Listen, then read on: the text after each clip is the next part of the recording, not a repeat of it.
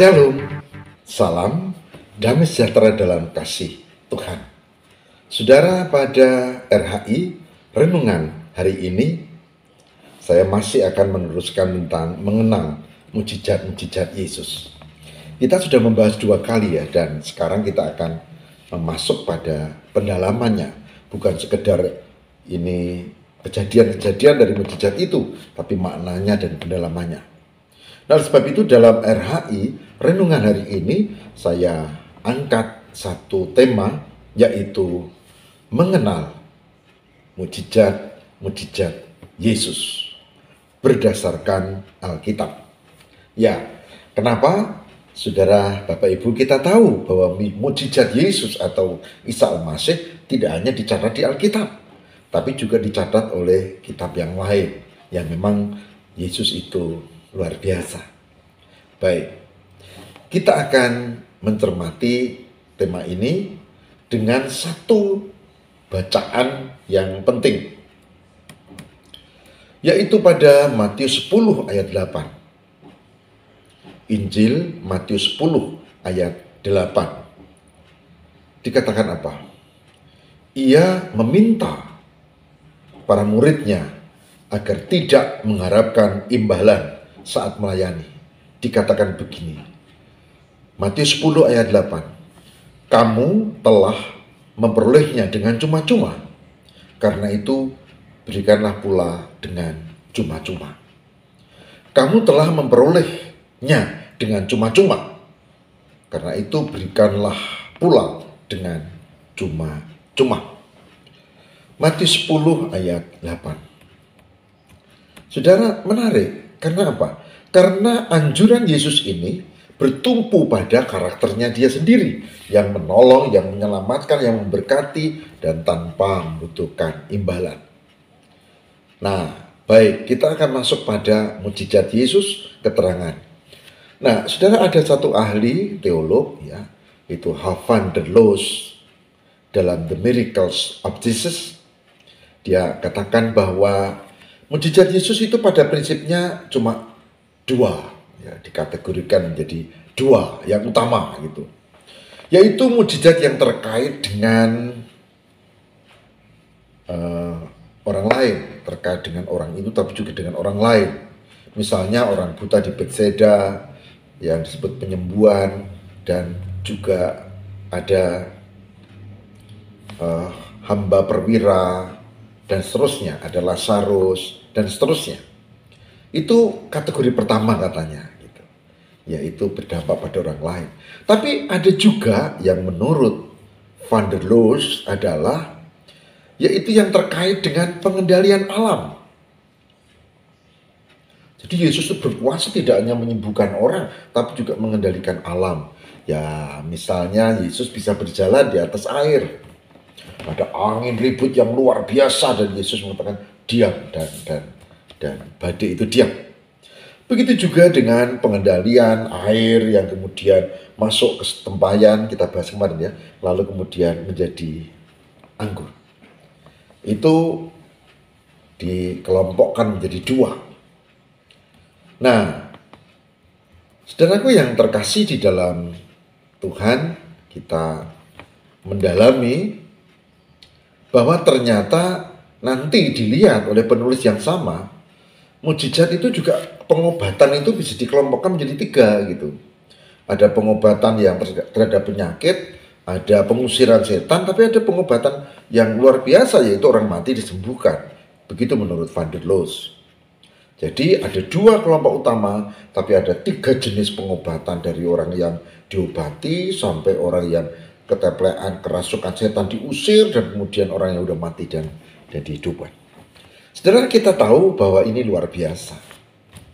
Ternyata Yesus luar biasa. Dan saudara bisa melihat catatan-catatan itu di kitab Injil Matius, Markus, Lukas, dan Yohanes. Ya, karena kita tahu kitab sucinya orang Kristen bukan hanya Injil. Jadi kalau disebut kitab orang Kristen itu Injil, itu tidak betul. Yang betul adalah Injil dan lain-lain gitu. Yang disebut dengan Alkitab. 66. Kalau Injil kan cuma 4. Jadi kalau kita menyebut kitab suci orang Kristen Injil berarti cuma 4. Yang 62 enggak kesebut, itu banyak salahnya kan jadinya. Nah, siapa yang tahu? Yang tahu kita. Orang lain jangan recokin lah, masuk ngurusi agama orang lain gitu. Nah, sebab itu Alkitab kita Alkitab ya. Kitab suci kita Alkitab, bukan sekedar Injil. Nah, saudara, ditulislah mujizat itu di Injil Matius, Markus, lalu Lukas dan Yohanes. Ada 4 Injil, komplit saudara. Ada satu teolog lain lagi yang memberitahu kita, Craig Bombard, ya. Dia memberikan satu catatan bahwa karakter dari mujizat Yesus itu harus disoroti. Yang tadi kita baca pada ayat yang Markus 10 ayat 8, yaitu karakternya dia penuh kuasa tapi juga penuh ketulusan. Yesus menolong penuh ketulusan dan luar biasa. Dan Yesus tidak menarik apapun dari orang yang ada di sekitarnya.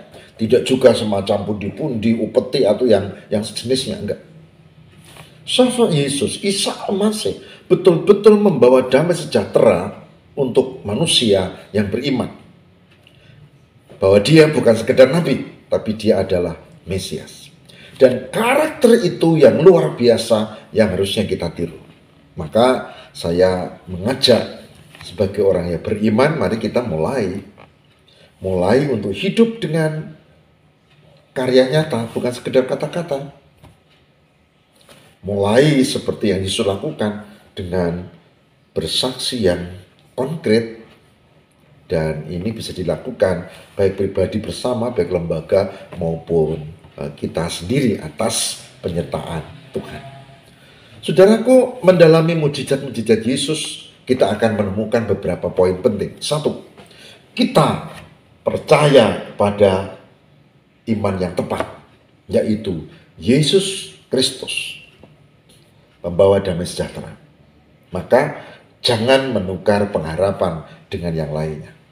2, yang tidak kalah penting adalah kita memiliki pengharapan di dalam Yesus, bahwa nanti, bahkan sekarang dia tolong, nanti kita akan dibebaskan dari kegelapan di zaman yang akan datang, api neraka ya. Dan sekarang kita juga disertai dan diberkati. Lalu yang ketiga, yang tidak kalah pentingnya selain pengharapan adalah kepastian bahwa Yesus menyertai kita. Oleh sebab itu, saudara dan saya, kita mengalami banyak pergumulan ya, banyak kesulitan, banyak masalah, banyak persoalan, tapi kita punya pengharapan. Saya berharap sebagai orang yang beriman Kristen, kita tidak tiru-tiru, tidak ketularan yang lain, yang ini itu, tapi tetap bertahan di dalam Tuhan. Dan jangan kehilangan harapan. Hidup penuh dinamika, kesulitan dan masalah. Tapi lihatlah, Yesus mampu menolong pada zamannya. Sekarang dia juga mampu menolong, tapi dibutuhkan iman yang kuat. Selamat untuk menghayati mujizat Yesus dan mengalaminya. Tuhan berkati. Mari kita berdoa. Tuhan, terima kasih kami hari ini belajar untuk mengenal lebih dalam mujizat-mujizat-Mu di dalam Yesus Kristus. Dan kami mohon perkenan untuk tidak hanya mengerti, tapi mengimani, bahkan kami pun boleh memiliki pengharapan yang sama. Tuhan, terima kasih. Semoga ini menjadi berkat dan kami dikuatkan iman percaya kami. Terima kasih ya Yesus. Roh Kudus tolonglah demi Kristus pengantara kami. Amin.